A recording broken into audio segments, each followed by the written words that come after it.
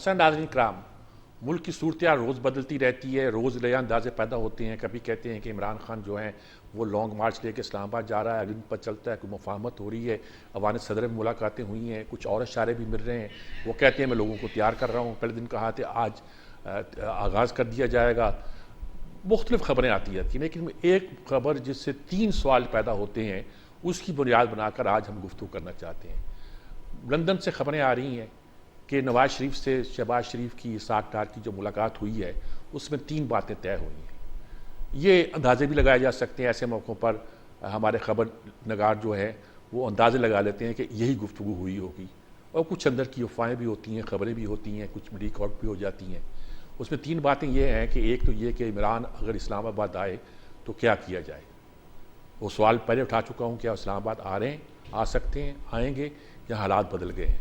दूसरा ये कि इसाक डार को वज़ीर ख़ज़ाना बना दिया जाए, इससे हमारी मईशत पे क्या असर पड़ेंगे, ये दूसरा सवाल है, इम्पॉर्टेंट सवाल है। क्या मौजूदा सूरत हाल में उसके कोई माने हैं। और तीसरी बात यह है कि आर्मी चीफ़ के तकर्रर के बारे में गुफ्तगू होगी। क्या ये गुफ्तगू वहाँ होती है, सिर्फ वज़ीर आज़म तकर्रर करता है, या इसमें बहुत सी चीज़ें शामिल हुआ करती हैं, इस पर भी गुफ्तगू करेंगे। आज हमारे साथ एक बहुत ही अच्छा पैनल मौजूद है। सलीम बुखारी साहब हैं, कई अखबारात के एडिटर रह चुके हैं, उस्तादों के उस्ताद हैं सहाफ़त में। इफ्तिखार अहमद साहब हैं, जिन्होंने बहुत से लोगों को जुर्रत के साथ बात करने का ढंग सिखाया है। उसके अलावा हुमा बकाई साहबा हैं। हुमा बकाई साहबा हम तजिया नगारों के दरमियान एकेडमिक बैकग्राउंड रखने वाली एक ऐसी खातून है जो तजिए को भी और इल्मी डेप्थ को भी एक कर देती हैं। अमीर अब्बास साहब भी हमारे साथ शामिल हो जाएंगे, जो एक बहुत ही सीनियर तजिया नगार हैं, हमारे साथ ही हैं वो भी। सलीम बुखारी साहब, मैंने जो लंदन में मुलाकातें हुई हैं, मीटिंगें हुई हैं, 3 सवाल उसमें उठाए गए हैं। एक तो ये कि इमरान अगर वहाँ आए तो क्या होगा, दूसरा ये कि वज़ीर ख़ज़ाना बना दिया जाए उनको, और दूसरा ये कि आर्मी चीफ का क्या हो। तीनों सवालों के हवाले से आप क्या तजिया करते हैं? देखिए, बहुत शुक्रिया आपका मीर साहब। आप मेरे बारे में जो अल्फाज इस्तेमाल करते हैं, मैं पता नहीं उसका मुस्तहिक हूँ या नहीं, लेकिन आपको बहुत शफ़क़त है। गुजारिश ये है कि ये मीटिंग यकीनी तौर पे बहुत अहम है, क्योंकि ये बात तो सभी जानते हैं कि मुस्लिम लीग में जब तक नवाज शरीफ जिंदा है किसी और की नहीं चलेगी, चाहे वो मरियम नवाज है, चाहे वो शहबाज शरीफ है, चाहे कोई भी है। ठीक है, जब तक मौसूफ जिंदा है बात उन्हीं की चलेगी, पॉलिसी भी उन्हीं की होगी। शहबाज शरीफ साहब जो कुछ करते फिर रहे हैं, जो कुछ उन्होंने अब तक किया है, वो सब उनकी ख्वाहिश और मंशा के मुताबिक है। इसके बारे में किसी और को इल्हाम हो सकता है, लेकिन मैं क्योंकि दोनों हजरात को बहुत करीब से जानता हूँ, इसलिए मैं वसूख से कह सकता हूँ, और शायद आप भी मुझसे इत्तेफाक करेंगे कि ऐसा नहीं हो सकता कि नवाज शरीफ साहब की पॉलिसी कुछ और हो और पाकिस्तान मुस्लिम लीग नवाज का प्राइम मिनिस्टर कुछ और फैसले कर रहा हो। ठीक बात है। थोड़ी बहुत ऊंच नीच तो हर किस्म की हुकूमत जिसकी भी हो उसमें होती है, इख्तिलाफ राय भी होता है, लेकिन प्रवेल जो है वो एक ही आदमी करता है। और पाकिस्तान मुस्लिम लीग नून के हवाले से Nawaz Sharif is the only person. ठीक बात। एक तो जब हम ये तय कर लेते हैं तो फिर ये भी तय हो जाता है कि होगा वही जो वो कहेंगे। मिर्जा इस्माइल ने इंतहाई मुश्किल हालात में पाकिस्तान की इकोनॉमी को जिस तरह से हैंडल किया, उनके बदतरीन दुश्मन भी ये नहीं कह सकते कि वो नाकाम हुए। ठीक है, लेकिन क्योंकि उनका तकर्रर 6 महीने के लिए हुआ था, उसके बाद वजीर बनना है अगर उनको, या वजीर रहना है तो या इलेक्शन लड़ना पड़ेगा या उन्हें सेनेटर बनाया जाएगा, अदरवाइज उनकी छुट्टी बहरहाल होनी थी। दूसरी बात ये थी कि इसहाक डार की वापसी के रास्ते मसदूद थे, उनका वापस आना मुश्किल था। 3.5 साल तो उनके पास पासपोर्ट ही नहीं था, क्योंकि पासपोर्ट कैंसिल कर दिया गया था। वो अब आ रहे हैं तो वो यकीनन नवाज शरीफ की ब्लेसिंग से आ रहे हैं। और अगर आप मुझे इजाजत दें तो मैं ये कहूँगा कि अगर कोई इकोनॉमिक माइंडसेट है पाकिस्तान मुस्लिम लीग नून का, तो उसका नाम इसहाक डार ही है। उसकी कामयाबियां गिनने बैठ जाएं आप, या उसके फेलियर जो भी हैं, जिस भी एंगल से उसको आप देखें, पाकिस्तान में नवाज शरीफ के अदवार में इकोनॉमी में उनका बहुत बड़ा कंट्रीब्यूशन है। ठीक है।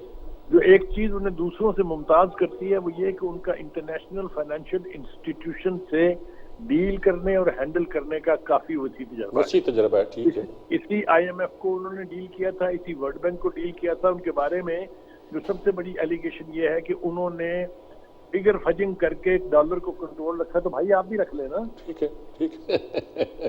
तो मतलब आपको क्या अदाब है, आप भी रख लें कंट्रोल में।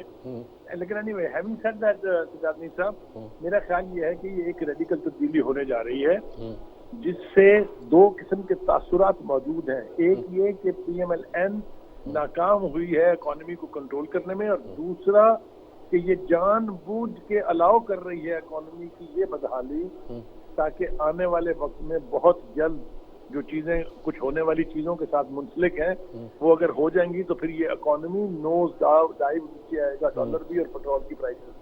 ठीक बात। दुनिया जहान में पेट्रोल की कीमतें आपको पता है तकरीबन आधी के करीब पहुंचने वाली हैं, लेकिन यहाँ कीमत पेट्रोल की बढ़ रही है, तो कोई ना कोई लॉजिकल वजह तो इसकी है ना इसके पीछे।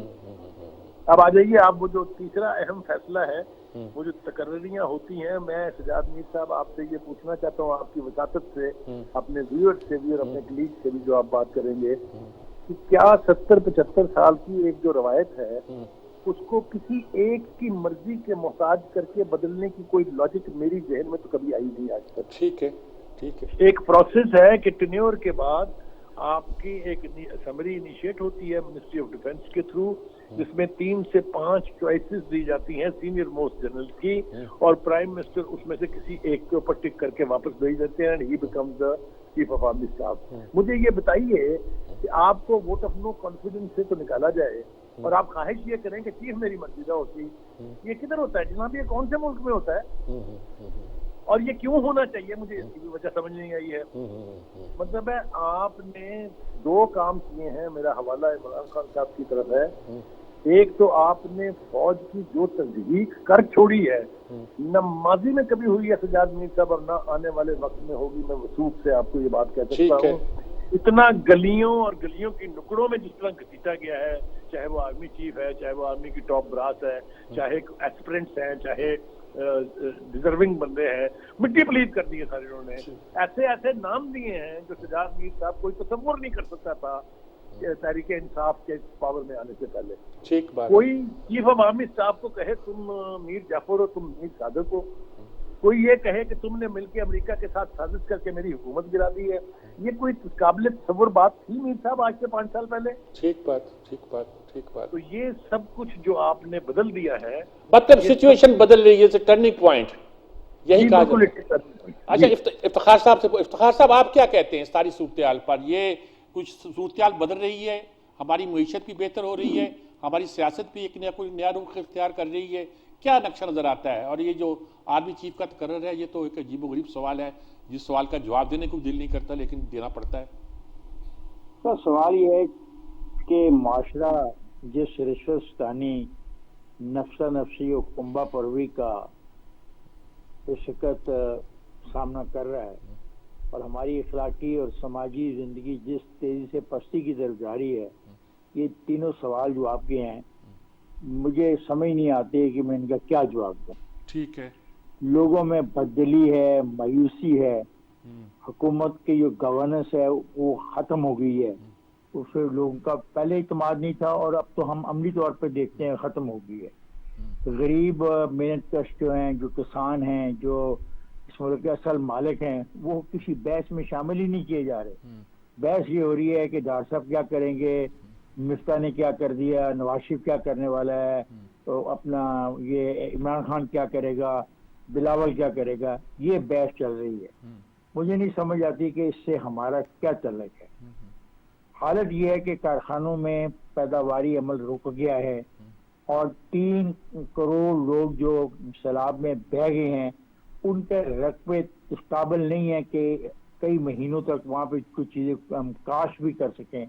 उस मौके पे ये सवाल जो आप कर रहे हैं मुझे कुछ अजीब से लगे हैं, बुरा ना मनाइएगा। नहीं, मैं नहीं कर रहा, मैं तो बता रहा हूँ कि वहाँ कहा जा रहा है कि ये बहस हो रही है। देखिए ना, बहस तो ये असल में है कि जो नौकरशाही है उसने पूरे तौर पे हम लोगों को अपने कब्जे में किया हुआ है, ये हकीकत है, और इससे निकलने का कोई रास्ता नजर नहीं आ रहा। और इमरान खान भी किसी के इशारे पे ये सब खेल कर रहा है। यानी सवाल ये नहीं पूछने वाला को उससे कि उसके पास पैसा कहाँ से आ रहा है इन जलसों के लिए। और अब तो ये हाल हो गया है कि कल लाहौर के तमाम जितने भी सरकारी मुलाजमीन थे उनको उनकी हाजिरियां मुख्तलिफ जगह पे लगा के जलसों में भेजा गया। ये जो खेल हो रहा है, ये खेल क्यों जारी है? जब ये जानते हैं कुछ लोग कि इमरान के पास अब देने को कुछ नहीं है, उसने एक नई शर्त रख दी है। उसने जब एक जज ने कहा कि तुम क्यों नहीं पार्लियामेंट में जाते, तो उसने एक नई शर्त रख दी है कि हाँ मैं पार्लियामेंट में जाता हूं, लेकिन उस अमेरिकी नाम निहाज साजिश का पहले इंकशाफ करवा लीजिए, नोइंग वेरी वेल कि उसके बारे में फौज पाकिस्तान साफ तौर पे वाज़ेह तौर पे बात कर चुकी है, पार्लियामेंट की कमेटियां वाज़ेह तौर पे बात कर चुकी हैं, पीडीएम की तमाम जमातें वाज़ेह तौर पे बात कर चुकी हैं। तो मुझे नहीं समझ आती कि वो एक शख्स इस सारे ढांचे को कहां तक ले जाएगा। अब ये जो बात कर रहे हैं तैनाती की, ये प्राइम मिनिस्टर का हक है, और जिस तरह बुखारी साहब ने कहा कि एक लिस्ट जाएगी और इस लिस्ट में तरजीहात के मुताबिक नाम होंगे और वो फैसला करेगा प्राइम मिनिस्टर। तो कल आज ये शख्स ये मशवरा देने लग गया है, कल फिर दूसरा जो कभी होगा लीडर ऑफ द अपोजिशन, वो कहेगा मेरी मर्जी का चीफ जस्टिस लगाओ, मेरी मर्जी का चीफ इलेक्शन कमीशन लगाओ, मेरी मर्जी का chief of the army staff लगाओ। तो फिर ये आप निजाम कैसे चला लेंगे? इस निजाम को पहले ही बसीदा है। मुझे तो लगता है कि एक बहुत बड़ी साजिश के तहत एक एटमी मुल्क को तबाह करने के लिए ये पूरा खेल हो रहा है। ठीक है, आपकी बात आ गई, बहुत बहुत क्लियरली बात आपने की। हुमा बकाई साहबा ये कहते हैं कि एटमी मुल्क को तबाह करने की पूरी साजिश हो रही है। कुछ लोग ये इसको यूं बयान करते हैं कि हमारा एटमी प्रोग्राम चुराने की साजिश हो रही है। आप इस पूरी तज्जिए को, ये 3 सवाल जो मैंने नहीं उठाए बल्कि वो खबर में आए हैं कि ये 3 बातों पे गौर किया गया है, आप क्या समझते हैं कि इज ए टर्निंग पॉइंट और हमारे प्रॉब्लम जो हैं वो ज़्यादा हाईलाइट हो के सिर्फ सामने आ गए हैं और प्रॉब्लम बहुत कॉम्प्लिकेटेड है? इस बारे में तो कोई इबाम नहीं है कि कॉम्प्लिकेटेड है, लेकिन इस बारे में भी मुझे अब कोई इबाम नहीं रहा कि हम हर 6 महीने बाद बगैर इस बात का इदराक किए कि ये कितनी बड़ी बात है, ये कह देते हैं कि Pakistan is at crossroads. गुजारिश ये है सजाद मीर साहब कि मेरा बहुत दिल चाहता है कि जो आपने कहा कि टर्निंग पॉइंट है, और अगर इसाक डार साहब वापस तशरीफ़ ले आएंगे तो पाकिस्तान की मईशत संभल जाएगी। अपनी आवाम के लिए और अपने लोगों के लिए मेरा दिल चाहता है कि मैं आपकी ये बात मान लूँ, लेकिन मुझे अक्ल और फहम इस बात की इजाज़त नहीं देती। ठीक बात है। और उसकी बहुत बड़ी अहम वजह यह है कि ग्राउंड रियलिटी, ज़मीनी हक़ाइक़ बहुत मुख्तलिफ हैं। आप अगर एक पैनल में भी बैठते हैं ना, तो आपको जो हमारे यहाँ इस वक्त सियासी चपखलिश है वो इस कदर उजागर होके नज़र आती है कि गुफ्तगू ही नहीं हो पाती। और वही मेरा ख्याल सूरत हाल है जब हम इशूज़ के हवाले से बात करते हैं। शहबाज शरीफ साहब की हुकूमत को कई रोज़ हो गए, उन्होंने सोच समझ कर और अपने जो तजर्बा है उसी के तहत वो लाए होंगे ना मिफ्ता इस्माइल साहब को। और मिफ्ता इस्माइल साहब बहुत बड़े बड़े दावे करते थे जब वो ऑपोजिशन में थे, और कहते थे कि हम ये, मतलब उनकी वो वीडियो चलती है, हम ये कर देंगे, डॉलर को ये कर देंगे, महंगाई को कम कर देंगे, ये हमारी स्ट्रैटेजी है। प्लीज़ मुझे बताइए वो तमाम स्ट्रैटेजीज कहाँ गुम ख़त्म हो गई? और अगर मिफ्ता इस्माइल फेलियर हैं तो फिर इस फेलियर को हेल्म ऑफ द अफेयर्स पे लाने के लिए कौन जिम्मेदार था? और फिर हमसे और आपसे ये कहा जा रहा है कि इसाक डार तशरीफ़ ले आएंगे, वो डॉलर डॉक्टर हैं और वो इकानमी को ठीक कर देंगे। ये चशम पोशी है उन बहुत गंभीर ज़मीनी हक़ाइक़ से जो मुझे और आपको तक रहे हैं। और वो हक़ाइक़ ये हैं कि हमारा एक ज़बरदस्त डॉलर गैप है और हमारे पास कोई स्ट्रैटेजी नहीं है उस डॉलर गैप को एड्रेस करने की। और जो भीख मांगने की हमारी स्ट्रैटेजी थी, वहाँ पे भी हमें फेलियर्स नज़र आते हैं, क्योंकि our story is not selling. मुझे बहुत बहुत अफसोस है ये कहने का, आप कैसे जाके लोगों से कह सकते हैं कि मेरा पाकिस्तान डूबा हुआ है, मेरे पाकिस्तान की मदद करो, लेकिन मैं टोरंटो के और न्यूयॉर्क के और लंदन के 5 स्टार्स होटल में ठहरूंगा जब मैं आपसे ये भीख मांगूंगा। तो मसला ये है कि जो स्टोरी आप इस वक्त पिच कर रहे हैं ना, वो स्टोरी बिक नहीं रही। इमरान खान की जो सबसे बड़ी फतह है, मैं उनको एक्चुअली नहीं सपोर्ट करती। मैं समझती हूँ कि उनके बाज़ बयानियाँ पाकिस्तान की बिलखुसूस फॉरेन पॉलिसी फ्रंट पे बहुत मसाइल खड़े करते हैं। मसला ये है सजाद मीर साहब कि उनका बयानिया बिकता है। आपने शुरू में कहा था मैं किताबें पढ़ती हूँ, तो एक हार्वर्ड का प्रोफेसर था, वो ये बार बार कहता है, वो कहता है ये जरूरी नहीं है कि आपका बयानिया सही है या गलत है, सवाल ये है कि क्या आपके बयानिए के खरीदार मौजूद हैं? इमरान खान के बयानिए के खरीदार मौजूद हैं, और आप देखिए वो उस बयानिए से 1 इंच भी नहीं हटता। सवाल ये नहीं है कि ये जलसे वो कैसे करता है, सवाल ये है कि वैसे जलसे आप नहीं कर पा रहे, बावजूद उसके कि अगर उसके पास पंजाब की स्टेट मशीनरी है तो आपके पास भी फेडरल गवर्नमेंट की स्टेट मशीनरी है। तो मेरा दिल चाहता है कि हम इस सियासी चपखलिश से आगे निकल के ये सोचें क्या कि आगे निकलने का रास्ता है कोई? बका के लिए और सियासत की बका के लिए रियासत का नुकसान हर कोई करने को तैयार है। मेरा तो सज्जाद मीर साहब आपसे ये मुद्दबाना सवाल है, मैं और आप तो सियासत के झंझट में नहीं जुड़े हुए, आप मुझे बताइए आपको कोई एक सियासतदान इस वक्त पाकिस्तान में ऐसा नजर आता है जो आपको लगे कि इस रियासत के लिए फिक्रमंद है? एक जुमला और कहने की इजाजत चाहूंगी, और बहुत बात हो रही है chief of the military staff की अपॉइंटमेंट की, हर प्रोग्राम में उसका सवाल उठता है, इमरान खान से जो बात करने बैठता है वो सवाल उठाता है। आप मुझे प्लीज बताइए, अगर ये प्रोसेस इतना सिंपल, ट्रांसपेरेंट और क्लियर था तो ज़ियाउल हक का अपॉइंटमेंट कैसे हुआ था, मुशर्रफ का अपॉइंटमेंट कैसे हुआ था, किन अवामिल को जहन पे रख के ये अपॉइंटमेंट्स किए गए थे, चाहे वो पीपल्स पार्टी थी चाहे वो PMLN। ठीक बात है, इफ्तिखार साहब कुछ कहना है? ऑब्वियस फैक्ट से चश्मपोशी कर जाते हैं। अमीर अब्बास साहब की तरफ आने से पहले मैं इफ्तिखार साहब शायद कुछ आपका कमेंट करना चाहते हैं आपकी गुफ्तगू पर। मैं ये कमेंट करना चाहता हूँ कि जो वो अपॉइंटमेंट्स हुई हैं उस अपॉइंटमेंट्स में कोई जत्थेबंदी नहीं थी, कोई धमकी नहीं थी, कोई थ्रेट नहीं था, कोई मुतालबा ऐसा नहीं था। ये नहीं कहा गया था कि जो लोग होंगे लाइन में जो ब्रिगेडियर से प्रमोट होके इस ओहदों पे आए हैं उसमें गैर मुल्बतन लोग भी हैं, उसमें ऐसे लोग भी हैं जो जायल हैं, जो कंपनी नहीं आया था, कभी नहीं कहा गया पाकिस्तान में। ठीक बात, इसमें वेरी जीनियस गेम। तो आपके ख्याल में ये दोनों अपॉइंटमेंट्स इंतहाई मेरिट पे हुए थे? आपके ख्याल में ज़ियाउल हक साहब का अपॉइंटमेंट और जनरल मुशर्रफ का अपॉइंटमेंट मेरिट पे था, सियासी मुहर्रिकात को सामने रखकर नहीं किया गया था? अच्छा ठीक है, बात सुनना पसंद करेंगे। मैं दोबारा आता हूँ, आप दोनों की तरफ आता हूँ। सुनना पसंद करेंगे तो आपको जवाब मिलेगा। मेरिट और डीमेरिट का फैसला आपने नहीं करना। अच्छा अमीर अब्बास साहब, आप क्या कहते हैं सारी बहस पर? असल सवाल जो मैंने पूछा था कि इस मसले पर कि इमरान खान इस्लामाबाद आएगा तो क्या किया जाएगा, इसका जवाब किसी ने नहीं दिया। मुझे तो जवाब ये चाहिए, वो इस्लामाबाद आ रहा है या मुज़ाकरात कर रहा है, क्या करना चाहता है? लेकिन आप क्या कहते हैं इस सारी बहस की तनाजुर में? मीर साहब अगर इजाजत दें तो मैं पहले इसहाक डार साहब पर बात हो रही थी। देखें, इसहाक डार साहब पहले इस मुल्क के वजीर खजाना रहे। उन्होंने, मैं तो कोई मईशत दान नहीं हूं, ना मैं कोई मईशत का कोई तालिब इल्म हूं, हम तो सियासत के तालिब इल्म में और सियासत के अवानों में मईशत को भी देखते आ रहे हैं। इसहाक डार साहब ने कौन सा कोई ब्रेक थ्रू किया था उस जमाने में पाकिस्तान की मईशत को हल करने के लिए?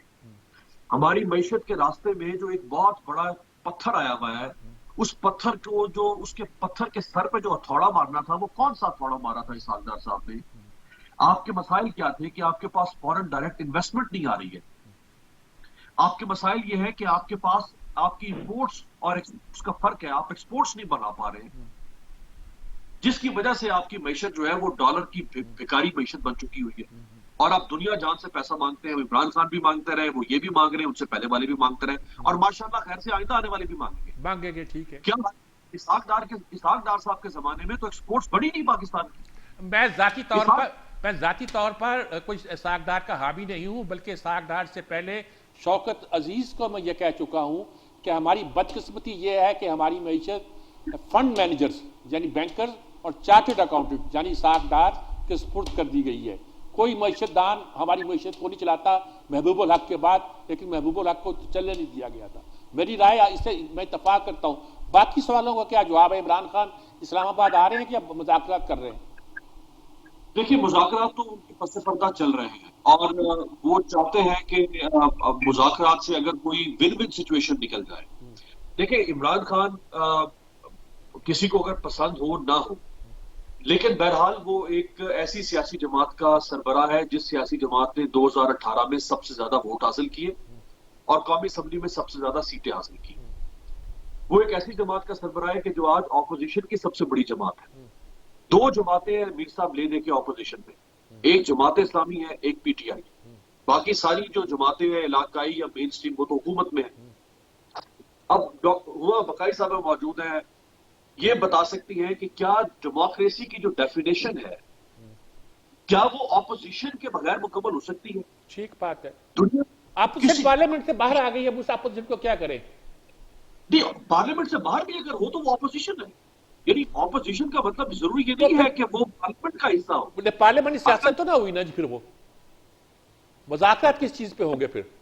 पार्लियामानी सियासत का आप वजह फरमा रहे हैं, सवाल कर रहा हूं मैं जी, आप वजह फरमा रहे हैं कि पार्लियामानी सियासत के अंदर इमरान खान को रहना चाहिए था। इमरान खान साहब की ये बहुत बड़ी सियासी हिमाकत है कि वो उठ के बाहर चले आ गए, और मेरा नहीं ख्याल कि कोई भी जो बादशहूर आदमी है वो इस बात का दिफा कर सकता है। अच्छा, हम दोबारा आते हैं जी, मुझे वक्फा लेने के लिए बार बार कहा जा रहा है, एक वक्फा लेते हैं, वक्फे के बाद दोबारा आते हैं और इसी बात पर गुफ्तगू करते हैं कि आने वाले दिनों में हमारी सूरत क्या होगी। हमारा ज्यादा जोर जो है हमारी मईशत पर, इसहाक डार पर रहा है। आर्मी चीफ के बारे में तो हम बात तो गोल कर गए और गोल कर जाते हैं, और बहुत से लोग कहते हैं कि इसका इख्तियार आईनी तौर पर वज़ीर आज़म को है। मैंने तो सवाल किया था कि वज़ीर आज़म को भी है कि नहीं है, या बहुत से लोगों को है, या बहुत सा इस पर चीज़ें इनपुट होती हैं जो आर्मी चीफ को तकर्रुर करती है। मैं इस पर कुछ नहीं कहना चाहता, एक वक्फा। और बुनियादी सवाल यही है, क्या इमरान खान इस्लामाबाद आ रहे हैं या वो कंप्रोमाइज़ की राह पर गामजन है? उनके बयान कंट्राडिक्टरी इन 4-5 दिनों के दरमियान आ रहे हैं। एक वक्फा वक्फे के बाद हाजिर होते हैं।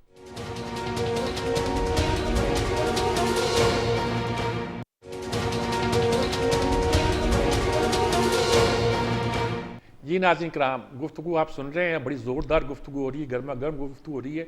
हमारे मुल्क के बेहतरीन ज़हन जो हैं इस बात पर गौर कर रहे हैं जो आप सुन रहे हैं। सलीम बुखारी साहब, सारी गुफ्तगू आपने सुनी। मैं कह रहा हूँ कि इमरान क्या करना जा रहे हैं? क्या इस्लामाबाद जा रहे हैं, या वो ऐवान सदर के लिए जो उनकी मुलाकात की खबरें आ रही हैं, कुछ और खबरें भी आ रही हैं, वो कुछ फ़ाहम व तफ़हीम चाहते हैं? अगर फ़ाहम व तफ़हीम चाहते हैं तो उसका नक्शा क्या बनेगा? देखिए, गुजारिश है कि आपके सवाल पर आने से पहले थोड़ा सा अगर आप मुझे इजाजत देंगे तो मैं कमेंट करना चाहूंगा। जो हमारे लिए काबिल एहतराम हुमा बुखारी साहबा ने कहा, उन्होंने कहा कि इमरान का बयानिया जो है वो बिकता है, बाकी किसी का नहीं बिकता है। इमरान के बयानिया की थोड़ी सी रिकॉल करना बहुत जरूरी है।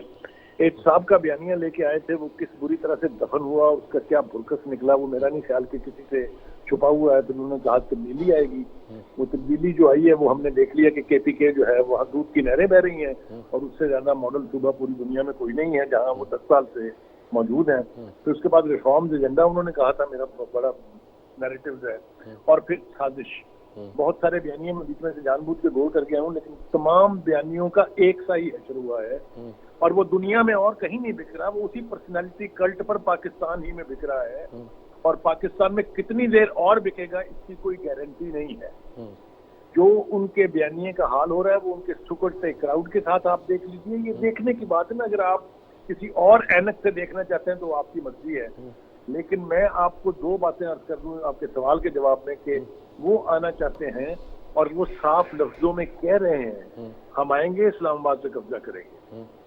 शजाद मीर साहब, जरा मुझे ये बताइए, ये कैपिटलों पर कब्जे कौन करता होता है? ढाका का मॉडल मुझे रिकॉल करने की जरूरत नहीं है। जब कैपिटल गिरता है तो पूरा मुल्क जो है वो सरेंडर कर जाता है। ये कौन से मुल्क की फौज से आजाद कराने के लिए हम इस्लामाबाद पर हमलावर हो रहे हैं?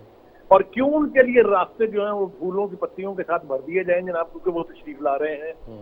वो पिछली दफा भी दाखिल नहीं हो सकते थे इस्लामाबाद में अगर सुप्रीम कोर्ट उनको रिलीफ ना देती। अगर स्टेट के पास इतनी रिट नहीं है कि वो वायलेंट क्राउड को कैपिटल में दाखिल होने से रोक सके, तो लानत है ऐसी हुकूमत पर। ये तो अजीबो-गरीब बात है ना कि जी आप उनकी मर्जी के मुताबिक अदालतों के फैसले करें, उनकी मर्जी के मुताबिक आप कीमत लगाएं। क्यों आसमान से उतरे हैं वो? तो एक तो ये रवैया बिल्कुल ठीक नहीं है। मैं ठीक बात, अपने एहतजाज का हक रखता हूँ। और दूसरी बात यह है कि नेगोशिएट वो 2 बातों पर करने का कह रहे हैं। एक ये कि जल्दी इलेक्शन करा दो, जो जवाब मिल चुका है कैटेगोरिकली के नहीं होंगे।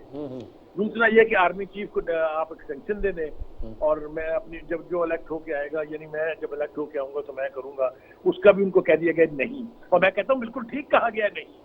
How could anybody surrender to this kind of a demand, sir? ठीक बात।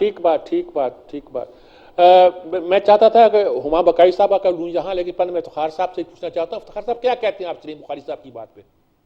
मैं बुखारी साहब को 100% सपोर्ट करता हूँ, उनके इस नुक्ता निगाह को। ये तो ये मुख्तसर जवाब हो गया, तफसील बयान कीजिए अपने इस इजमाल की।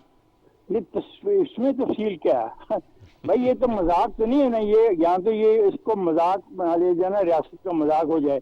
जिसके पास ज्यादा बदमाशी हो, ज्यादा धरे हो, ज्यादा मलबा हो, मजमा हो, वो आगे टेक ओवर कर लिया करे, खत्म।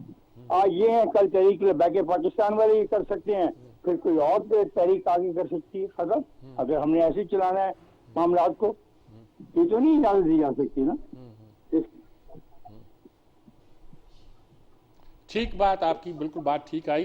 डॉक्टर हुमा बकाई साहबा, आपने सारी ये गुफ्तगू सुनी, इनका पॉइंट ऑफ व्यू जरा डिफरेंट है, आप क्या कहेंगी, कैसे तजिया करेंगी? आप इजाजत चाहूंगी 2 मिनट अगर आप तहम्मुल से मेरी बात सुने। देखिए जी, इमरान खान साहब कल्ट हैं, उनकी सपोर्ट के पे जो जिस तरह के वो क्राउड्स ड्रॉ करते हैं, जिस तरह की उनकी सपोर्ट है, उसको जो फहम रखने वाले लोग हैं नहीं समझ पाते। वो सिर्फ पाकिस्तान की हद तक महदूद है, इस पे बात की जा सकती है, लेकिन सवाल ये है ना कि इलेक्शन तो पाकिस्तान में ही लड़ना है और अवाम तो पाकिस्तान की है जो ये फैसला करेगी कि उनको कौन रिप्रेजेंट कर रहा है।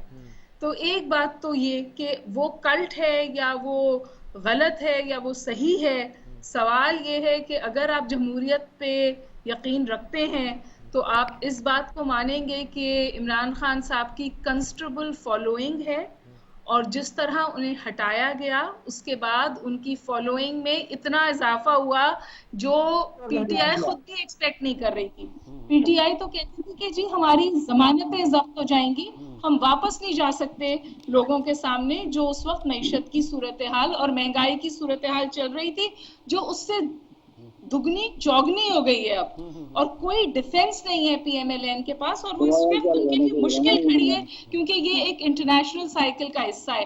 आपका एक आखिरी सवाल का मैं जवाब दे दूं, आपने कहा इमरान खान साहब इस्लामाबाद आएंगे या नहीं आएंगे या वो गुफ्तगू कर रहे हैं। इमरान खान साहब दोनों चीजें कर रहे हैं जैसे कोई भी सियासतदान करेगा।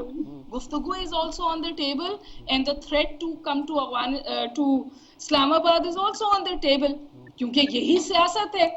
जिस पिच पर उनके लिए बेहतरी होगी, उनकी सियासी जमात के लिए बेहतरी होगी, उस पिच पे वो बैटिंग करेंगे।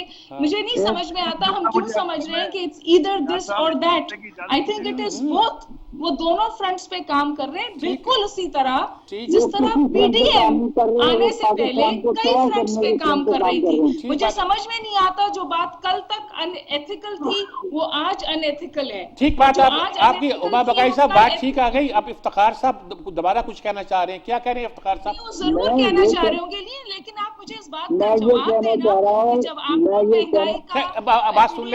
का लेकर इस्लामाबाद आ रही थी तो वो जायज था। आज अगर एक और जमात महंगाई का सवाल उठाकर इस्लामाबाद आती है तो वो नाजायज है। तो ये डबल स्टैंडर्ड्स, ये हिपोक्रेसी हम लोग देख लेते हैं, समझ लेते हैं। ठीक बात, उमा बकाई साहब आपकी बात आ गई, बिल्कुल मुकम्मल बात आ गई। इफ्तिखार साहब आप क्या कहना चाहते हैं? मुख्तसर आप बात कीजिए। मैं बहुत वाज़ेह तौर पे कहना चाहता हूँ, किसी को भी इस्लामाबाद पे धावा बोलकर कब्जा करने की इजाजत नहीं दी जा सकती, खा वो इमरान खान हो, खा वो नवाज शरीफ हो, खा वो शहबाज शरीफ हो, खा वो बिलावल भुट्टो हो, खा वो तहरीक बैके पाकिस्तान। Simple, no compromise. ठीक है, बात आपकी। अमीर अब्बास साहब आपका क्या है सारी गुफ्तगू पर रवैया है? देखिए मीर साहब मुझे तो समझ नहीं आ रही कि हम सारे डेमोक्रेट हैं और हम डेमोक्रेसी को एहतजाज के बगैर डेमोक्रेसी कह रहे हैं। एहतजाज बंदूक और पिस्तौल और 144 को जब तोड़ोगे लाठी चलेगी। अच्छा, इफ्तिखार साहब जरा अमीर बात साहब के पास सुन ले जरा, क्या कहते हैं? 44 कॉलोनियल है सर, ये 16 एमपीओ कॉलोनियल है, ये फाशिस्ट है। लेकिन बात सुने अमीर बात साहब, जब लंदन में या जमहूरी मुल्कों में एहतजाज होता है तो सड़कों में इजाजत दी जाती है, सड़कों में लाइन बना के चलाई जाती है, ट्रैफिक को रोका नहीं जाता। सर सुनिएगा जरा, एक लम्हे के लिए मुझे दीजिएगा। ये अभी जुलाई के महीने में बरतानिया की कौम 10 डाउनिंग स्ट्रीट के बाहर इकट्ठी हुई बोरिस जॉनसन से इस्तीफा मांगते हुए। जो बरतानवी अखबारों ने हेडलाइन लगाई वो जरा हेडलाइन सुनिएगा। Large angry crowd outside Downing street shouting Boris Johnson is a resist.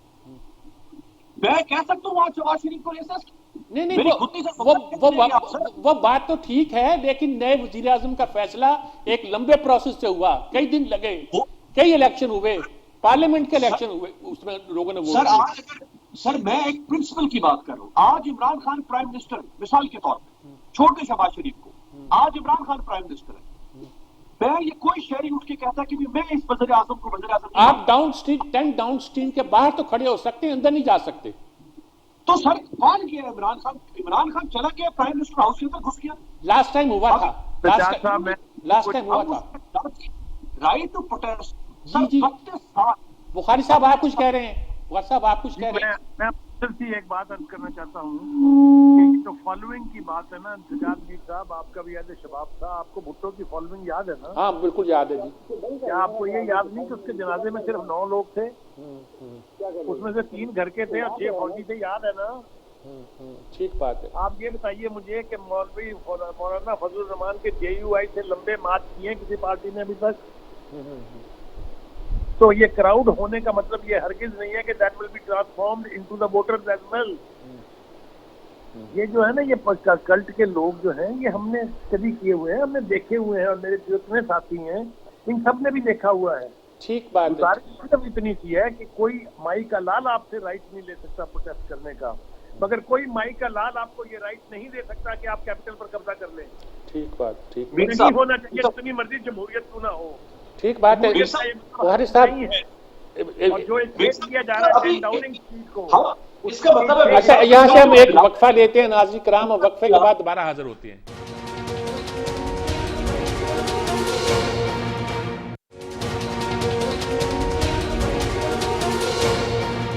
जी नाज़रीन किराम, हम जो गुफ्तगू कर रहे हैं वो आपके सामने है।